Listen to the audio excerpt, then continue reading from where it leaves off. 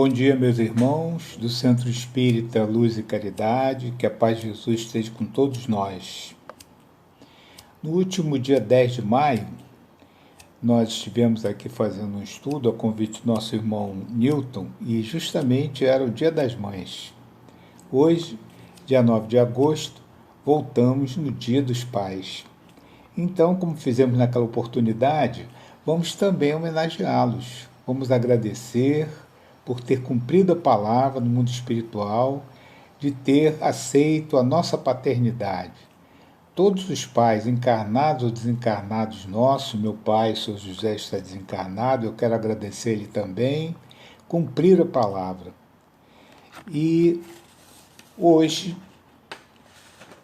neste dia em que todos os pais estão de parabéns, nós vamos falar também de um pai grandioso, do Pai Criador dos seres e das coisas. Nós vamos estudar o capítulo 3 do livro dos Espíritos, que trata da criação. Vamos partir esse estudo em duas partes, porque ele é extenso, ele vai da pergunta 37 até a pergunta 59. Então, nós vamos ter duas partes para fazer esse estudo no tempo que nos foi proposto, cerca de 45 a 50 minutos. Então, contando com a ajuda dos benfeitores espirituais que nos deixaram literatura esclarecedora acerca desse tema, não é? Vamos começar pela pergunta 43, depois nós vamos voltar a 37, tá? Mas vamos começar com a pergunta 43. Vamos primeiro nos referir aos eventos que aconteceram no planeta Terra, os eventos de criação do planeta Terra. Depois, numa outra parte, nós vamos nos referir à formação dos mundos e à pluralidade dos mundos. Então vamos lá, pergunta 43 diz assim: quando começou a Terra a ser povoada?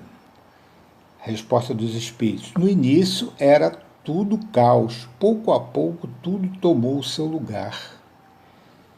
Esse pouco a pouco aí são milhões de anos. A Terra se desprendeu do Sol, a massa de matéria da Terra, há 4 bilhões e 500 milhões de anos, não é? Levou 600 milhões de anos para esfriar-se, porque era uma bola incandescente, né? Então foi se esfriando para se formar a crosta terrestre. Para vocês terem uma ideia, a crosta terrestre significa uma casca de ovo em cima de um magma efervescente que ainda está no centro desta Terra, desse nosso planeta. De vez em quando há uma acomodação, um tremor de terra, né? De vez em quando sai um pouco de magma lá de dentro, pelos vulcões, nós sabemos que a Terra ainda está se esfriando, ainda está se completando, ela ainda não está completa no seu ciclo geológico. Mas vamos voltar ao nosso tema. 4 bilhões e 500 milhões de anos ela foi criada. Em 3 milhões e 900 milhões de anos, ela se esfriou, né? Mas esfriou ainda com erupção vulcânica, com muitos raios, com raio ultravioleta sobre ela, com radiação, né? No livro A Caminho da Luz, de Emmanuel, diz o seguinte: a ciência do mundo não viram as mãos sábias de Jesus vitalizando o organismo do globo, substituíram-lhe a providência pela palavra natureza. Então, a ciência sempre se refere aos eventos falando das forças da natureza, das modificações que a natureza efetuou. Então, nós aqui espíritas estamos vendo agora as mãos de Jesus e dos engenheiros celestiais trabalhando nessas modificações. Vamos conhecê-los. A pergunta 44, Kardec pergunta: de onde vieram para a Terra os seres vivos? Aí os espíritos respondem: a Terra lhes continha os germes que aguardavam um momento favorável para se desenvolver. Bom, o que nós vemos e sabemos hoje através das pesquisas científicas? Que nós vamos ver, ele vai falar lá na frente, não são precisas em datas, mas podemos levantar através de decaimento de substâncias radioativas encontradas nos fósseis, encontradas nos solos mais profundos, que sofreram modificações, nós podemos ter uma visão do que aconteceu no passado. Então, em 3.000 bilhões e 900 milhões de anos, a Terra estava começando a se esfriar. Estava ocorrendo chuvas, formação do oceano, né? Então nós tínhamos átomos que formavam essa crosta, que formavam essa água, né? Esses átomos eram principalmente carbono, hidrogênio, oxigênio, nitrogênio e fósforo. Eles foram se juntando e formaram moléculas simples.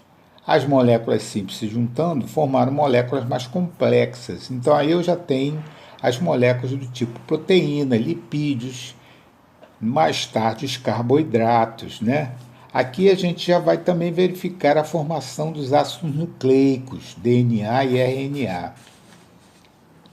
Moléculas então complexas se organizam e ficam juntas, formando o que nós chamamos de coacervatos. E aí voltamos ao livro A Caminho da Luz, e o benfeitor Emmanuel nos fala o seguinte: na crosta solidificada do planeta, como no fundo dos oceanos, observa-se um elemento viscoso que cobria toda a Terra. Os primeiros passos da vida organizada, o protoplasto. Então, esse encontro dessas moléculas complexas estavam se organizando e iam dar origem aos primeiros seres vivos. Então, primeiro surgiram os vírus, que eram moléculas complexas que se uniram, mas os vírus ainda não tinham uma membrana. Logo depois, eles ganharam uma membrana e a partir daí já nós não tínhamos os vírus, nós tínhamos as primeiras bactérias, as bactérias primitivas. A partir daí as bactérias se desenvolveram, ganharam outros tipos de órgãos dentro dessa célula e agora nós vamos ter as algas. Foi importante as algas chegarem, porque elas têm a capacidade de fazer fotossíntese, ou seja, elas pegam CO2, água e a energia do Sol e juntam essas duas moléculas aí e formam carboidratos. Mas nesta reação, elas liberavam oxigênio. E assim ficou-se liberando oxigênio durante milhões de anos. E com isso, a taxa de oxigênio na atmosfera aumentou. Hoje nós temos 21% de oxigênio na atmosfera. Uma outra coisa muito importante que o oxigênio fez foi proteger a crosta terrestre das radiações ultravioletas, que eram capazes de quebrar determinadas moléculas. Então, de 2 bilhões e 700 milhões de anos a 2 bilhões 450 milhões de anos, portanto, durante 250 milhões de anos, nós tivemos o enriquecimento da atmosfera com o oxigênio. As algas nesse tempo estavam se desenvolvendo e a partir de uma alta taxa de oxigênio que agora tinha na atmosfera, elas também passaram a ter respiração. E essa respiração, mais à frente, essas algas se transformaram nos primeiros protozoários. Agora nós tínhamos os primeiros animais. Então, a partir daí também as plantas se diversificaram e evoluíram. Os animais, que eram unicelulares, começaram a juntar células, foram pluricelulares e evoluíram. Tivemos as diferentes famílias de animais, não é? Depois os diferentes gêneros, depois as diferentes espécies.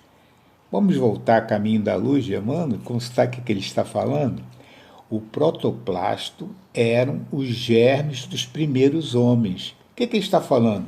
Lá o protoplasto, que passou por todas essas transformações até chegar ao primeiro protozoário, e o protozoário evoluindo para chegar a toda a classe animal e para chegar à formação do homem, na realidade o protoplasto vai nos germes dos primeiros homens, né?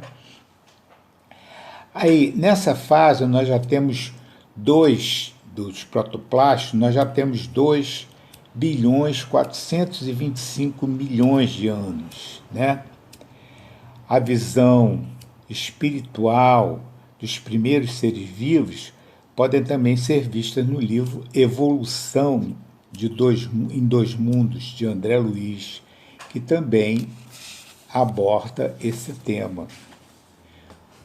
Na pergunta 45,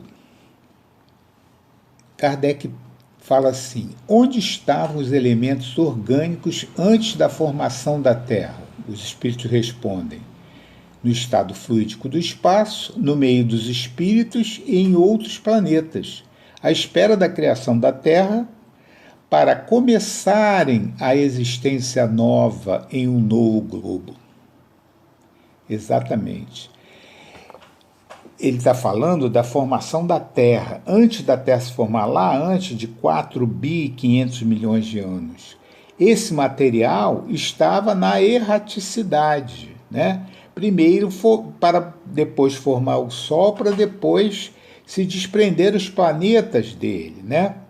Kardec, em 1857, quando escreveu esse livro, ele já colocou uma observação assim: havia a união dos átomos, a união das moléculas complexas, dentro de condições precisas. Mas nada disso se deu ao acaso. Isso só exalta a grandeza de Deus, que através das suas leis concatenava os eventos, e sob a supervisão de Jesus e de engenheiros e de espíritos altamente desenvolvidos, estavam coordenando e orientando essas transformações que levaram do protoplasto até o homem. Depois, na pergunta, nós vemos, nessa pergunta 45, nesse comentário de Kardec, uma espécie de precocidade do espiritismo. Porque, veja, em 1857, Kardec já falava isso. E em 1860, Pasteur, 3 anos depois somente, fazia o experimento provando que um ser vivo só pode existir, se originar, a partir de outro ser vivo. Então ele derrubava a teoria do momento, que era da geração espontânea, ou seja, se eu tiver condições, dali nasce um ser vivo. Então essa teoria foi derrubada. Ele provou que o ser vivo tem que ser originado de outro, através do seu experimento da garrafa, que ele tampou a garrafa, não deixou nada de fora entrar ali e, embora o caldo nutritivo estivesse ali, não nasceu nada. Quando ele abriu a garrafa, então começaram a se desenvolver fungos, bactérias, etc. ali dentro. Em 1824, então muito tempo depois, né, vamos dizer 40, quase 60 anos depois, 64 anos depois, Oparin descreve que descargas elétricas podiam auxiliar a formação de certas moléculas. Olha o que a gente viu lá atrás, uma atmosfera cheia de raios, auxiliando a junção de moléculas para a formação de moléculas complexas e dessas moléculas se organizarem com outras moléculas complexas. Em 1953, Miller e Urey pegou o gás metano, pegou o gás amônia, pegou água, pegou hidrogênio e juntou dentro de um tubo onde ele também fazia descargas elétricas, ele conseguiu formar molécula complexa de um aminoácido, né? Em 1990.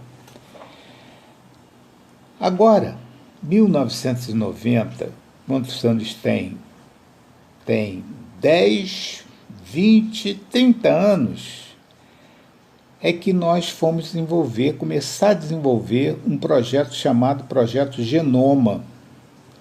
Ele durou até 2005, ou seja, até 15 anos atrás. Aí que o homem conheceu os 100 mil genes. Genes são pedaços da molécula de DNA, que formavam os 23 pares de cromossomos, que são formados de moléculas de DNA, que a espécie humana possui. E a partir daí, nós sabemos a origem de várias doenças, a origem, como esse DNA se expressa melhor, né? Os estudos prosseguem, mas são descobertas muito recentes do que aconteceu há bilhões de anos atrás. A pergunta 46, ainda há seres que nascem espontaneamente? O Espírito responde assim, sim, quando temos germes primitivos que já existem em estado latente. Então ele dá até o exemplo da decomposição do cadáver, né? Como é que se decompõe o cadáver? Através dos micro-organismos que estão dentro de nós. Quando nosso corpo não consegue combatê-los porque já não tem mais vitalidade, o que acontece? A decomposição por um processo de desenvolvimento de micro-organismos se alimentando da nossa matéria, né? Então o Espírito é bem claro. Também ele não reforça a ideia da espontaneidade da criação dos seres vivos, né? Ele corrobora aqui as ideias de Pasteur, que só vinham à luz 3 anos depois. Na realidade, Pasteur é que corroborou as ideias dos espíritos. 47. A espécie humana se encontrava entre os elementos orgânicos contidos no globo terrestre? O Espírito responde sim, e veio a seu tempo. Como se disse, o homem se formou do limbo da Terra, se formou através de bilhões de anos. Lá atrás, o protoplasto, em 3 bilhões e 500 milhões de anos, levou 25 milhões de anos, né? Ou seja, levou 3 bilhões 475 milhões de anos para que o homem aparecesse, já que o homem, pelo estudo dos fósseis, apareceu há 25 mil anos atrás na Terra. Aí, nós temos a pergunta 48. Podemos conhecer a época do aparecimento do homem e dos outros seres vivos na Terra? Olha o que o Espírito responde. Não. Taxativamente conhecer a data que ele chegou, ele fala assim, todos os vossos cálculos são quiméricos. O que é quimérico? São hipotéticos. Assim mesmo, a ciência levanta épocas, ela não determina exatamente o tempo. E o Espírito está falando, vocês não podem calcular isso, né? Vocês ainda não têm elementos para isso. Pode ser que possa calcular mais à frente, mas no momento a ciência não tem essa condição, né? A Gênese, o livro sagrado do Novo Testamento, ele fala no aparecimento do homem há 4.000 anos antes de Cristo.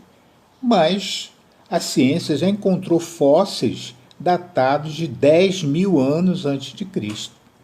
Então, a ciência vai progredindo. No momento, nós não sabemos. Pode ser que um dia, com os estudos, nós venhamos a saber. Existem várias evidências científicas que a evolução ocorreu, que a evolução do protoplasto até a chegada do homem ocorreu, né? evoluindo essa matéria até chegar à condição do espírito ter um corpo para poder reencarnar nele e desenvolver a sua inteligência, né? E usar os seus pendores, né? E aí nós temos evidências taxonômicas, que é estudar os grupamentos de seres por sua semelhança, evidências biogeográficas, paleontológicas, embriológicas, estudo de comparação de embriões, evidências anatômicas, né? A asa do passarinho corresponde ao nosso braço, evidências biogeográficas de transformações dos continentes e de que espécies ocupam cada um desses continentes. Quanto aos homens, nós também temos, através do estudo dos fósseis, vários tipos de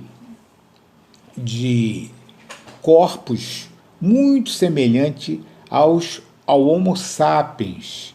Mas lá atrás, com 3 milhões de anos atrás, antes de Cristo, nós tínhamos australopitecos. Depois, com 2 milhões de anos, foram achados os Homos habilis. O estudo dos fósseis dos Homos erectus foram achados há 1,5 milhão de anos. O Homo de Neandertal há 120 mil anos atrás. O Sapiens sapiens há 40 mil anos atrás. E o Homo sapiens foram achados fósseis há 25 mil anos atrás. Vamos de novo ao caminho da luz, ouvir o que o Emmanuel está nos falando sobre isso? Os fósseis são um atestado dos experimentos biológicos que os prepostos de Jesus fizeram nos primatas, as características aproximadas do homem futuro. Então, aqueles primatas que estavam aparecendo, que hoje a arqueologia nos revela, na realidade, eram experimentos daqueles engenheiros celestiais para aperfeiçoar o corpo do homem que ia encarnar no futuro. A pergunta 49. Se o germe da espécie humana se encontra entre os elementos orgânicos do globo, por que não se forma espontaneamente homens como na origem dos tempos? Então, novamente, surge aquela ideia da espontaneidade, que na realidade nós já falamos sobre esse encadeamento. E a pergunta 49 tem uma seguinte resposta. Eu vou ler ela diretamente do livro. O princípio das coisas está nos segredos de Deus. Entretanto, pode-se dizer que os homens, uma vez espalhados pela terra, absorveram em si mesmos os elementos necessários à sua própria formação, para transmitir, segundo as leis da reprodução, transmitir os seus caracteres para os seus filhos. O mesmo se deu com as diferentes espécies de seres. Acontecia com os animais e acontecia com as plantas, ao se reproduzirem, formavam filhos idênticos, também acontecia com os homens que se espalharam pela terra. Aí vamos lá ver o que o Emmanuel nos fala sobre esse tema. A estrela Capela, da constelação de Cocheiro, foi a origem de milhões de espíritos rebeldes que estavam atrapalhando a evolução geral.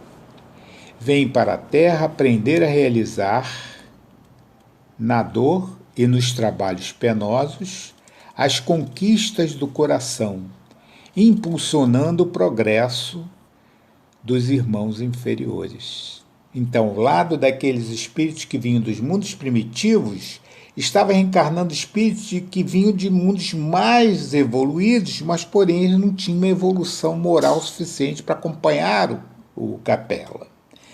Assim, Jesus recebe aquela turba de espíritos sofredores e infelizes. Veja, não são alguns, não. Ele fala aqui em milhões de espíritos. A pergunta 50 fala sobre a espécie humana começou com um único homem? O Espírito fala taxativamente, não. Então derrubou essa história de Adão. Ele fala assim, o que chamamos de Adão foi o primeiro, nem foi o único. Não foi nem o primeiro, nem o único. Já haviam outros homens em outros lugares, formando outras raças, né? Então, Adão não foi o primeiro, nem o único. A 51, podemos saber em que época viveu Adão? E o Espírito responde, 4.000 anos antes de Cristo, que coincide com a data que o Novo Testamento fala do surgimento de Adão.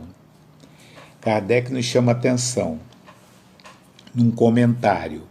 O que chamamos Adão foi o sobrevivente de algum cataclisma. Antes dele já haviam homens em diferentes partes, como indicou os achados do progresso da humanidade, muito tempo antes de Cristo. A 52. Como vêm as diferenças físicas e morais das diferentes raças? Porque as raças são bem diferentes uma das outras, e o Espírito responde, do clima, da vida, dos costumes, do local onde ela nasceu. Então esses corpos vão se diferenciando uns dos outros. A mesma coisa, ele dá um exemplo de 2 filhos que são criados em países diferentes, em comunidades diferentes. Eles vão adquirir características diferentes, embora sejam irmãos, né? Então nós sabemos hoje que as raças existem por necessidade até reencarnacionistas, né? Espíritos que reencarnam em determinadas raças e não se saem bem na reencarnação, são reencarnados depois em outras raças, em outras condições, até piores do que da reencarnação anterior, né? A 53. O homem surgiu em muitos pontos do globo. Sim, responde o Espírito, pontos diferentes, tempos diferentes. Isso formou as diferentes raças, né? Então, dentro de uma raça, reencarnava também espíritos bons e espíritos ruins. Uma raça por si só não é ruim, né? A raça é um instrumento. O que faz aquele homem ser ruim ou bom é o espírito que está reencarnando ali. Olha a pergunta 53A. As raças são da mesma espécie? O espírito responde, sim, todos são da mesma família. Variedades como uma variedade de uma mesma fruta. Se eu pego a maçã, eu tenho várias variedades de maçã, várias variedades de batata, várias variedades de arroz, mas tudo tem o número de cromossomas que o arroz tem. Eles são iguais, porém de variedade diferente. Assim, os homens todos têm 23 cromossomos. Nós somos todos irmãos, embora de raças diferentes. Não procedendo de um só homem, devem os homens deixar de se considerar irmãos? Aí o Espírito responde, todos os homens são irmãos em Deus, espíritos que buscam o mesmo fim. Qual é o fim que nós buscamos? A evolução, a felicidade, caminhar para Deus, caminhar para a felicidade. Quando a gente fala em raça, nós lembramos de escravatura. E reparem, em 1850, antes desse livro sair, do Livro dos Espíritos, nós tínhamos aqui pelo Brasil a Lei Eusébio de Queiroz, o fim do tráfico de negros.